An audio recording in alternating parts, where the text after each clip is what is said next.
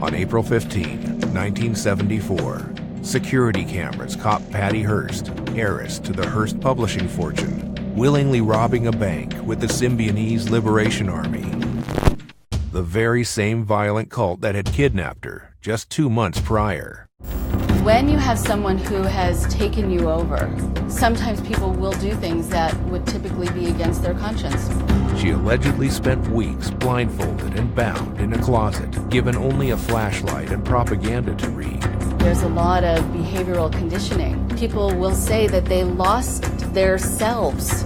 Within weeks, Patty Hearst denounced her family, her name, and pledged her wholehearted allegiance to the captive group. That's part of the indoctrination. Here are your new friends. We're your new family.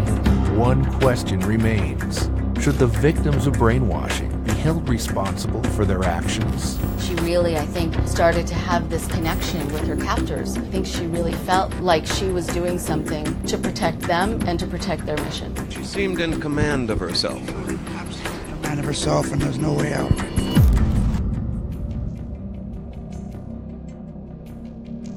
Hello and welcome again to Cults and Conspiracies, our live exploration into the who, what, where, and why regarding cult groups.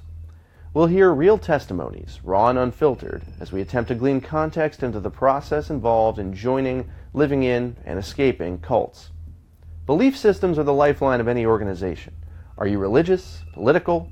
A cult can only survive and thrive if every single one of their members buys into their belief system wholeheartedly.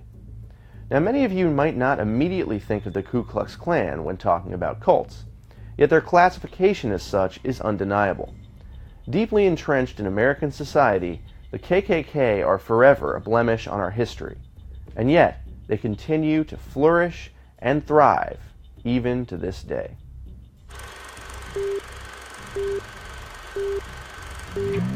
Pointed hoods, white robes, burning crosses, and an unwavering belief in ethnic cleansing.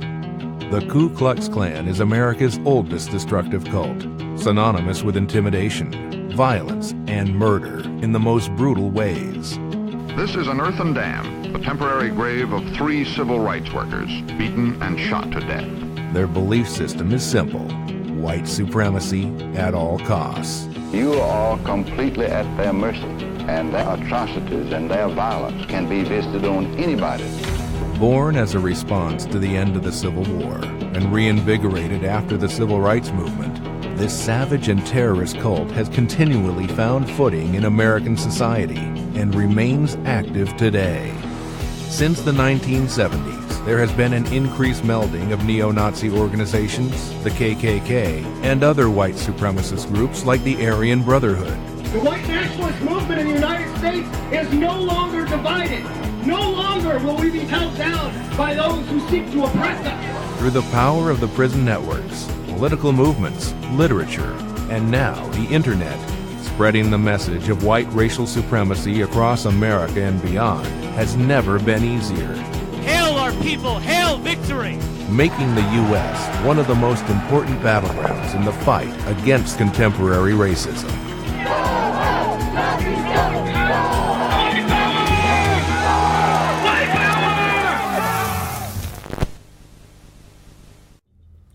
Timothy Zoll is a former member of the White Aryan Resistance who currently works as a consultant to the Simon Wiesenthal Center Task Force Against Hate Crimes.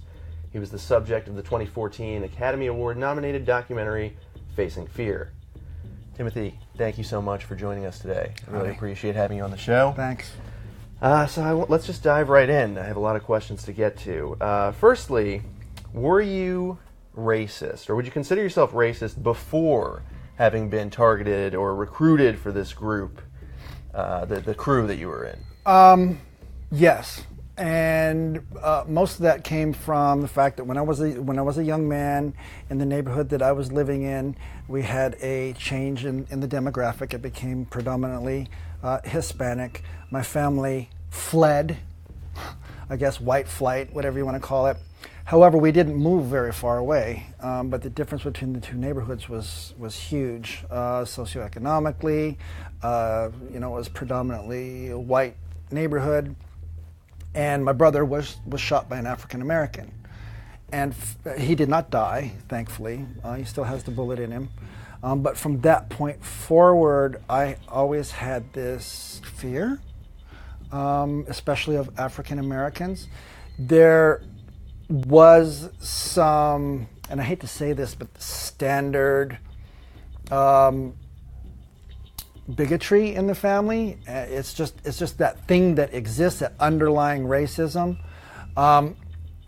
So when I actually got involved with the skinheads, it was through the punk scene. I was involved with punk rock. You know, I didn't fit in this perfect middle class neighborhood where I had been residing, and we started to see skinheads. I knew what skinheads were. I knew some of the music, not the hardcore racist music, but they didn't actually recruit me. I actually sought them out. A lot of my friends were in the early 80s, when we were bombing Libya, a lot of my friends were joining the military. Well, I also tried to join the military, but because of some medical issues, I was denied. So in my little brain, my thought process was, well, if I can't join the military to fight for my country, I'm going to do it by getting involved with the skinheads. But they didn't want anything to do with me. Many of them were 2, 3, 4 years younger than me, and I had already been enveloped in the violent punk scene. I mean, the punk scene was not necessarily racist, but you did have an element that was a little bit more violent. They called us Nazi punks. We had swastikas on our shirts and things like that, but it was more of a rebellious sort of thing. But once I started to reach out to these people, they just didn't trust me. They're like, who's this person, you know, are you an infiltrator? I guess there was a lot of infiltration going on back then as well. So I actually took it upon myself to go to a major national leader of white Aryan resistance, Tom Metzger, and actually drove to his neighborhood and looked him up and ended up in his, his back room, his man cave, talking politics, and it went from there. So as far as recruitment is concerned, you know, it's a lot different than it is today, but I actually sought it out. I was seeking something. So you don't feel in those early days that you had to be indoctrinated per se into this, or was there an element of that? There was definitely an element of indoctrination, because once you are involved, for example, after meeting with Tom Metzger, a couple months went by. He introduced me to a local skinhead group, and I knew I had to prove myself, and I was involved with some altercations, and I put myself out there to prove myself. And once you're actually in that module or that social construct where everything else is, you know, you're just insulated by reality. Everything you do, I ate, slept, listened to white racialist music, watched white racialist videos, read white racialist propaganda, and that's where the process starts to begin. And then you take on this victim sort of mentality where everybody's against you because you're white. And the white race is going to become extinct unless you stand up and do something about it. And it's a very, quite frankly, stressful way to live one's life, but it was fulfilling for while it lasted. But indoctrination is something that still difficult. I mean, we were talking earlier about doing research. I still find it difficult when I have to do research because I see some of this stuff. And there's one part of me that understands it, and then there's another part that's repulsed by it. So I feel like I'm being, pulled two different ways. So it's very difficult. But you feel you have to keep up to date by seeing the latest literature and videos, etc. Absolutely. Otherwise, anything I say is not relevant. I mean, you have to know what's happening out there. Interesting. Well, that stands to reason. So, take me back a little bit to that time period. What was it like being a part of this sort of movement in a city like Los Angeles that's very multicultural and diverse? Was that part of it? Was that a sparking factor? That was a large part of it. I think the fact that, I felt that my family was chased out of our old neighborhood because of the influx of Hispanics and a few African American families, my brother being shot, that played a major role in my thought process and how I perceive things. Perception is everything. So when I would walk around the street, say in Los Angeles County area, even in the suburbs, or more working class, more diverse neighborhoods, I literally viewed everybody as the enemy. And it didn't matter who or what they really were. It was my perception. So if I perceived them to be Jewish, they were Jewish. If I perceived them to be overtly effeminate or whatever, they were automatically, oh, this is a homosexual. If I saw a racially mixed couple, first thing that would come to my mind is, eradicate the enemy because I'm at war. I literally lived in a war zone and dreamed about being a hero, of the white race, and held the weight of the white world on my shoulders. And it's many people, former racists, former Islamists, what have you, it's a very common theme that they feel that it's their individual duty to uphold higher standards of themselves. And then, of course, when you fall short, you feel guilty and whatnot as well. So it's very difficult. It's extremely extreme pressure, I can imagine, at the time. So when you were being, first looked at or first joining your crew, was there a violent initiation process of any kind? I know that's common among other gangs and cults. Right. There are other white racialist gangs that do act in that manner. It didn't happen in my case. For me, it was the vetting process was, let's see what this guy has. So the first time I went out with these skinheads that I was, introduced to, I was the one who initiated, several confrontations. I was bigger than a lot of them, not necessarily tougher than the rest of them. In fact, quite frankly, I was a scared little kid most of the time. I think most of us are. I think most of it stems from fear and deeper seated issues. But in my particular case, and the group that I associated with, we didn't call ourselves a gang. Of course, we were an organization or a firm, and that comes from a UK thing. Soccer hooligans and things like that, football hooligans, same sort of mannerisms and tactics. But there are white racialist crews or groups that do operate on more of a gang level where you get jumped in and that sort of thing. Getting jumped out is another issue. I was never jumped out, but I have heard of that sort of thing happening. Oh, you're a race traitor, you're this, you're that. In my case, I was just lucky in the way that I disengaged. I moved out of state, which was a large part of that. I didn't tell everybody I'm leaving. It was sort of a gradual process, about a 3 to 5 year process, which is common. And you didn't face any sort of intimidation tactics in the years to follow? Ironically, I had absolutely no repercussions until I'd say a good 10, 15 years afterwards. It was after I started working at the Museum of Tolerance and after I started, speaking out and things like that. Prior to the Summit Against Violent Extremism in Dublin, Ireland in 2011, earlier in that year, leading up to June is when it was, late June, early July. I had people show up at the Museum of Tolerance. I had a couple of threats. I had some skinheads show up at the museum. And the day before I got on the plane, I had a dead cat put on my front lawn. Now, individually, one could perceive these as coincidences, but when you put them together and look at the bigger picture, it's a totally different totally different thing. I chose to ignore it. Right. Other people, though, kept on telling me, this means something, this means something, be careful, be careful. I attempt to be aware of my surroundings as much as possible and not put myself in a compromising situation.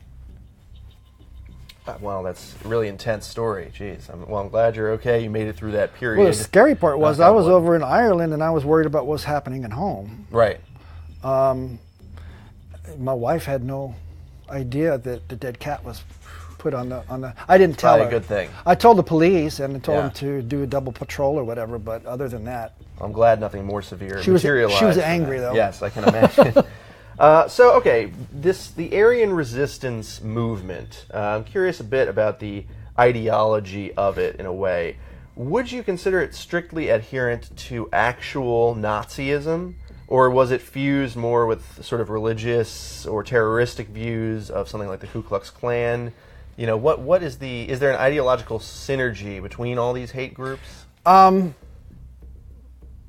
survival of the white race is the primary one. You have different religious beliefs like the Ku Klux Klan and Aryan nations. They adhere to a weird, twisted Christian ideology, and then you have the World Church of the Creator, which is a more of a humanistic, atheistic sort of view that espouses anybody who prescribes to an organized religion, especially an Abrahamic religion, is a sheep, and religion is a means by which to control the masses. And then you have a pagan element as well, which is based in Norse and Celtic mythology. And both the World Church of the Creator and the pagan sides tend to get along pretty well, but the Christian identity movement separates itself a lot of times, and there's infighting due to that. Unfortunately, well, either way, most of the domestic terrorist acts that have taken place on American soil have been perpetrated by people who subscribe to the Christian identity element. And I don't know if it's the religion part of it adds to that, need to cross over the line from rhetoric and propaganda to action. Yeah, like Timothy McVeigh is people exactly. of that nature. Exactly. Interesting. Now, okay, what are some things about your group or these beliefs that you might think that an average audience wouldn't know beyond just the survival of the white race? Were there any quirks or anything specific? Most of the people involved, if you were, at least the people that I was involved with, if you were to ask them, why do you dislike, or what most people would say, hate, like if they were on a talk show or something, why do you hate black people? Why do you hate this group? Why do you hate that group? Most of them would not come off with, because, for example,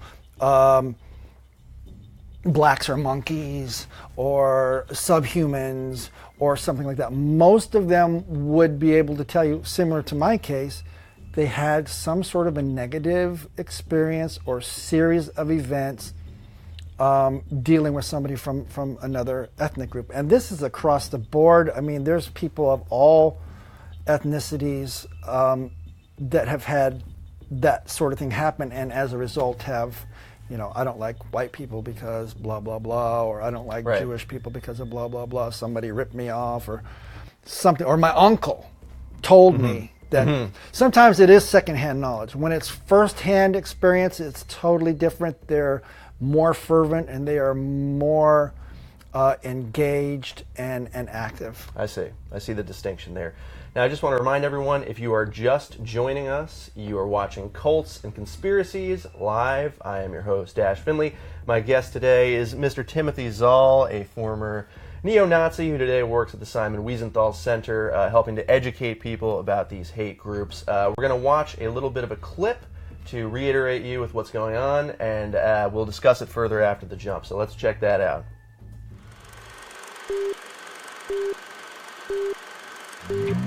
Pointed hoods, white robes, burning crosses, and an unwavering belief in ethnic cleansing. The Ku Klux Klan is America's oldest destructive cult, synonymous with intimidation, violence, and murder in the most brutal ways. This is an earthen dam, the temporary grave of 3 civil rights workers, beaten and shot to death. Their belief system is simple: white supremacy at all costs. You are completely at their mercy, and their atrocities and their violence can be visited on anybody.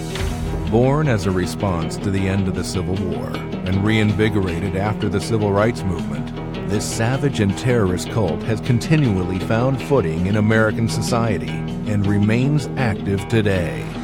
Since the 1970s, there has been an increased melding of neo-Nazi organizations, the KKK, and other white supremacist groups like the Aryan Brotherhood. The white nationalist movement in the United States is no longer divided. No longer will we be held down by those who seek to oppress us. Through the power of the prison networks, political movements, literature, and now the internet, spreading the message of white racial supremacy across America and beyond has never been easier. Hail our people, hail victory! Making the U.S. one of the most important battlegrounds in the fight against contemporary racism.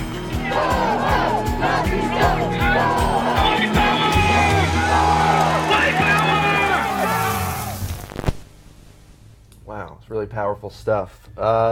So, Tim, in your crew or your group, was there a clear leader or a specific hierarchy in place? In the beginning, yes. Of course, Tom Metzger was our leader in command up until the late 1980s when there was lawsuits brought against his organization. And from that point forward, from his standpoint, it was nobody can use our name anymore. You are all autonomous. You don't have a leader. And he started to espouse what they call leaderless resistance or lone wolfism. So, in fact, I was also involved in a hate crime in the late 1980s, and it was right after Tom Metzger's trial. He actually separated himself from me, telling me that he thought it was counterproductive, it made us look like thugs, and this sort of thing. And it was probably 2 to 3 years before he talked to me again. So I ended up getting involved with another group called the Hammerskin Nation. And there was a hierarchy. I myself was co-director along with a co-defendant from the hate crime that I was involved with. And we did answer to the Hammerskins, which were centrally located. The original Hammerskins were in Texas. So we did have to answer to them. But for the most part, we had ex-military guys, we had run-of-the-mill skinheads, we had women. So there definitely was a hierarchy, and even these days, there is to some degree when you have these larger groups, but for the most part, the lone wolf proponent or the leaderless resistance, that's the standard these days, and that was specifically designed to keep individuals who might produce literature or propaganda to make it so that they're not liable for the actions of others, number one, and away from lawsuits. Number two, it's more difficult to infiltrate lone wolves or small cells. If you have a cell of 3 people and there's a snitch, you're going to know it's one of these 2 people. Right, right. And it's much harder to infiltrate those sort of groups. We have seen, the most recent far-right acts of domestic terrorism or international terrorism that we've seen in the past 10 years or so have been primarily committed by lone wolves. Andreas Breivik, Dylan Roof, the Sikh bombing or the Sikh attack in Wisconsin, and even Timothy McVeigh was, it was, although he did go from place to place and visited these different militant groups, him and his buddy, I forget the guy's name, they were basically a lone wolf cell. Right. And that's scary, because how do you monitor these people? How do you track these people? And that's behind the whole thing. That's the whole strategy. Similar to the Islamic terrorism strategy as well. Same difference, essentially. Different mode. Right. I don't know who was first. I don't think it's really relevant, but I do have my own theory. I don't have anything to back it up, but there's a book called Hunter, and then there's also the Turner Diaries. Both of these books have been translated into many different languages, and it's possible some people could have gotten that idea from that sort of propaganda literature. It's very interesting, very interesting. So, with all this in your rear view now, when did it actually come to pass that you left the group, or that you started to extricate yourself? I call it my disengagement. 96, which is actually quite a long time ago. I've been out now, I believe, longer than I was in. It took first moving out of the state. Even in Southern California, multicultural Southern California, people don't even know who their neighbors are. We all work together. Many people go to school together or worship together or whatever. But when they disperse and go back into their own lives, they are insulated. And their social network is very limited in many cases. I found it necessary to travel for the type of work that I was doing. And in my travels, there was a lot of self-reflection, a lot of time on the road. Found myself in situations, for example, in the southern part of the United States where I thought I was going to be in, podunk, black America, country bumpkin, black America. And I was totally flabbergasted that people were treating me with respect. My delusional mindset of this is what African Americans are, this is what Hispanics are, this is what Asians are, and this is how they act, and they're not going to like me, they're not going to accept me, but they treated me with respect. I even had a Hispanic man that I worked with whose wife washed our clothes, made breakfast for us. I had an African American supervisor at one time who invited me over for supper, Sunday supper. I didn't know it had a religious element to it, but invited me into his home. I came up with a bunch of excuses, called me into his office and asked me if I had something against people from Louisiana. It was his way of asking me if I was racist. And then I would go home. And when I would go home, in the area that I was living in, everybody was in that bubble where we're at war, we're at race war. And it's like, these people are crazy. This is not what's happening. What are you people talking about? You don't even have any black or Hispanic people in your within the 200 miles. Right. What are you whining for? Why are you, stockpiling weapons and ammunition and going out and having paramilitary training and all this sort of stuff? So I started to sort of elevate, I guess, and had more moments of clarity by stepping out of my comfort zone. And in that process, split up with my partner at the time and went my own way and engaged even more with people. Other formers have gotten involved with the rave scene where everybody's, loving each other, and there's all kinds of different people. I got involved with the 1950s revivalists like rockabilly, swing dance, and all that kind of stuff. And I never sought to hide my past or anything, but I was accepted.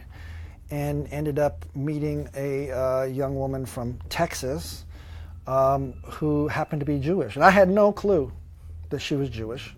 She was,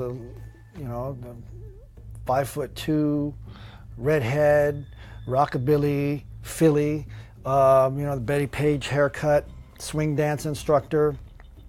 And we went on a double date, and we hit it off. And I loved her Texas twang, and she, I remember one time she said, "Hold on there, big guy." I was trying to, pull a move on her, and she said, "Hold on there, big guy. I hope you know I'm Jewish. Do you have a problem with that?" And you know, by this time I had already had a few pivotal moments in my life, and had several moments of clarity, and this was one of them. And I've been married to this woman for over 15 years. So wow, what a story. Yeah. And then, so was that sort of, when did you start to get involved with the Museum of Tolerance? After I moved back into the state of California, I went to go see a former associate who used to be involved with the Hammerskins and the Warskins and a couple other groups as well, by the name of T.J. Lydon, who I believe was the first racist skinhead to publicly speak out against racism. I mean, right away.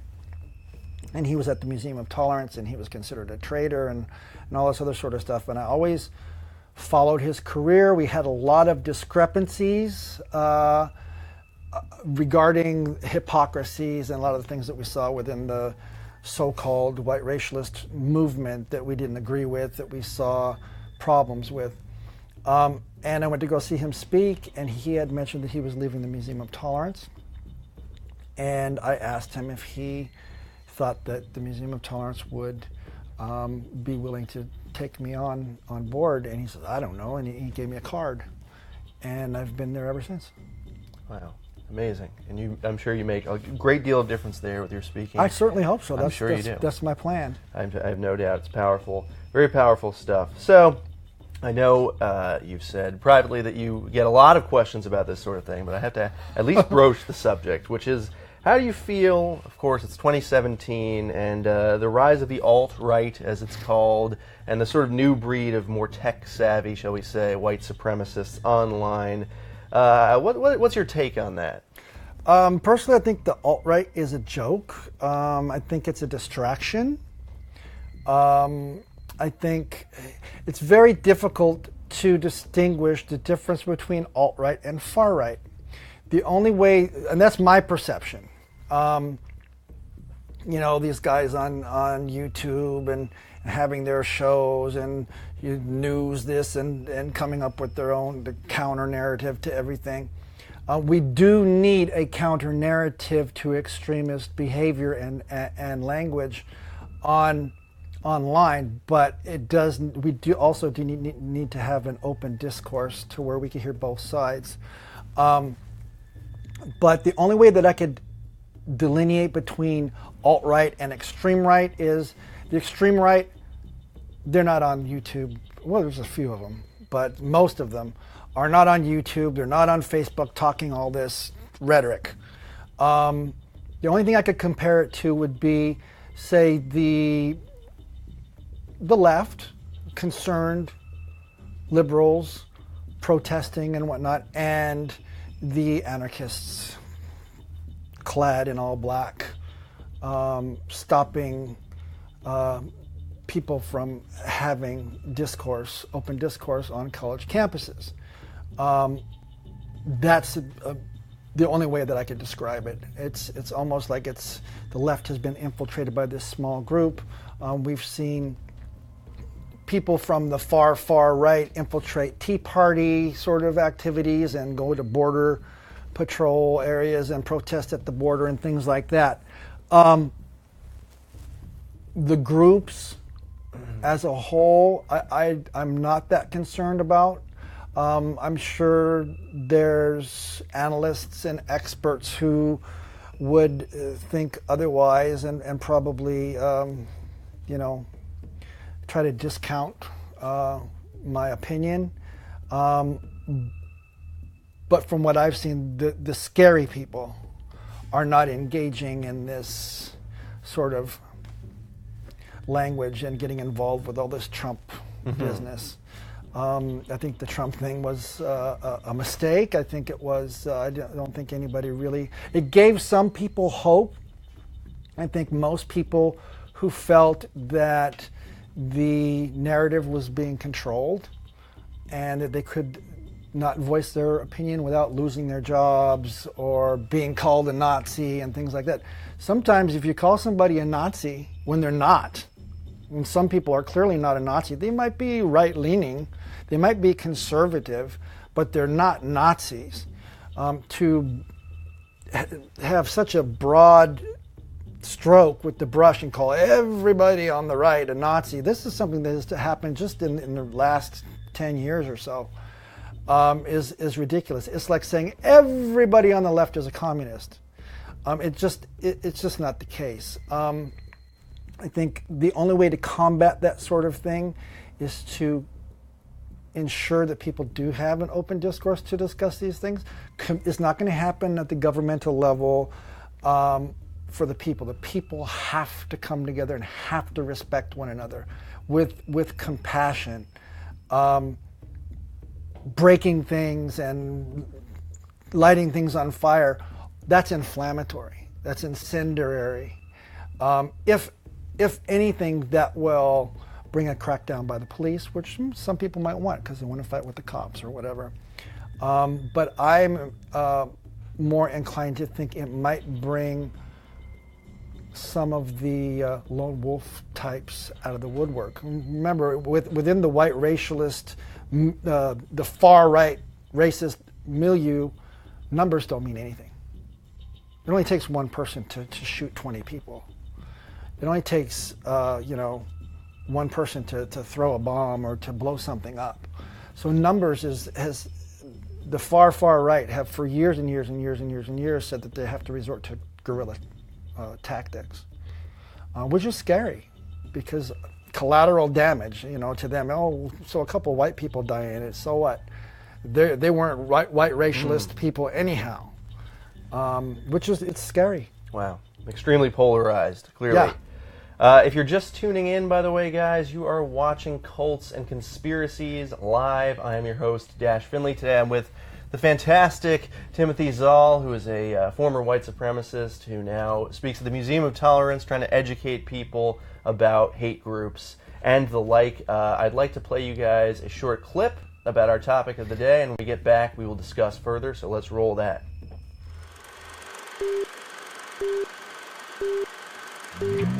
Pointed hoods, white robes, burning crosses, and an unwavering belief in ethnic cleansing. The Ku Klux Klan is America's oldest destructive cult, synonymous with intimidation, violence, and murder in the most brutal ways. This is an earthen dam, the temporary grave of 3 civil rights workers, beaten and shot to death. Their belief system is simple: white supremacy at all costs. You are completely at their mercy, and their atrocities and their violence can be visited on anybody. Born as a response to the end of the Civil War and reinvigorated after the Civil Rights Movement, this savage and terrorist cult has continually found footing in American society and remains active today. Since the 1970s, there has been an increased melding of neo-Nazi organizations, the KKK, and other white supremacist groups like the Aryan Brotherhood.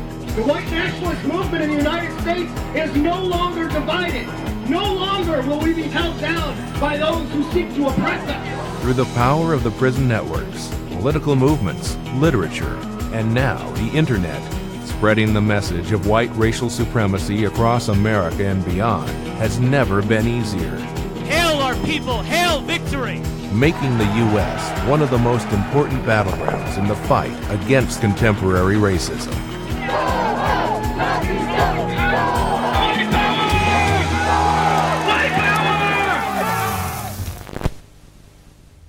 Wow, it's really something. So Tim, I just want to ask you about one of the sort of iconic looks or aesthetics of the neo-Nazi, which is the idea of the skinhead, or a bald head, which clearly you're still rocking today. I'm wondering what the reasoning behind that is, or why that's so prominent in this subculture.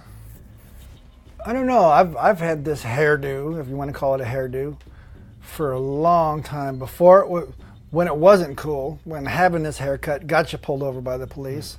Even young Hispanic men with shaved heads get pulled over commonly. But, you know, you have police, you have doctors, you have lawyers, they got sleeves, they got bald heads, they got goatees. I don't know if it has something to do with wrestling or what. I know initially when I first met my wife, she was really into wrestling and told me I looked like Bill Goldberg. So maybe I was her fantasy. But for me, I keep this hairdo because I like it, number one. And number two, if you saw my hairline, you would probably say, what the heck's going on here? I mean, my hairline is literally way down here. A little joke that I often tell when people ask me is, if you can't grow it, mow it. That's a great one. Okay, so it's just an aesthetic or a necessity thing. It doesn't have a sort of ideological meaning. Absolutely not. Okay, got it. Very interesting. All right, so on to a more substantive topic. In your experience, now having spoken at the Wiesenthal Center and at the Museum of Tolerance for a number of years, what is the most powerful weapon or tactic that someone can use to combat racial hatred and bigotry? I think the power of our words is the strongest. You know, in the public forum, a lot of people don't want to step up and say, hey, that's not cool. Whether it's African American kid calling a white kid a honky, or whether it's a Hispanic kid calling a black person an epithet or a derogatory term or what have you. People, you know, need to make it so that it's not cool. That's so gay is something that still goes on today, and it's still accepted. That's so gay. Which is sad. In the cyber world, I think there needs to be more of a counter narrative. There are measures being taken at this time. I've been involved with public service announcements for Exit USA and Life After Hate, but it's not enough. It's never enough when the cyber world is inundated with this sort of stuff. I wish there was a legal way, maybe there is, I don't know, to have some sort of a algorithm to automatically, when somebody punches up white power or whatever the flavor of the day is at that particular point in time, is to have on the same page the counterpart, the rebuttal. I think that's very important. I don't think people should, get involved with a confrontational sort of situation. Physically, reporting it is one thing. Sticking up for the person is another thing. Making sure that people aren't isolated. You know, we have a lot of problems with bullying in schools, which could lead to that person being so isolated that they hate everybody and want to shoot them. Mm-hmm. So that's another thing, that we need to be more inclusive. All hopefully attainable goals. Well, if people put their minds to it, not necessarily legislation, because oftentimes when you use legislation, there's a resentment, and you're trying to control me and that sort of thing. It has to be organic. Mm-hmm. It has to be a socialized sort of thing. Well, that leads perfectly into my final question, which is a doozy, which is, do you feel personally that we can ever see broad racial harmony in your lifetime? Nope. Unfortunately. Off the table. Off the table. As long as people continue to say, I'm right, you're wrong, and you have no right to speak, we're going to continue to have these problems. We have to have an open dialogue, open discourse. Otherwise, that's what America's about, and much of the Western nations is about. And how are you going to know who the enemy is if you don't know what they're saying? Very powerful lesson, and one that you teach on your own, and you're doing a great part to work towards that goal. So I appreciate that tremendously. Unfortunately, that's all the time we have for today. I would like to thank our wonderful guest, Tim Zoll. Tim, thank you so much for being on the show. Next week, we'll be joined by another great guest as we talk about dangerous cult leaders, the likes of Charles Manson, Jim Jones, David Koresh, and Shoko Asahara. What were their teachings? Were they all pathologically narcissistic? and what drove them to insanity. I've been Dash Finley, your host, and until next week, thanks so much for watching.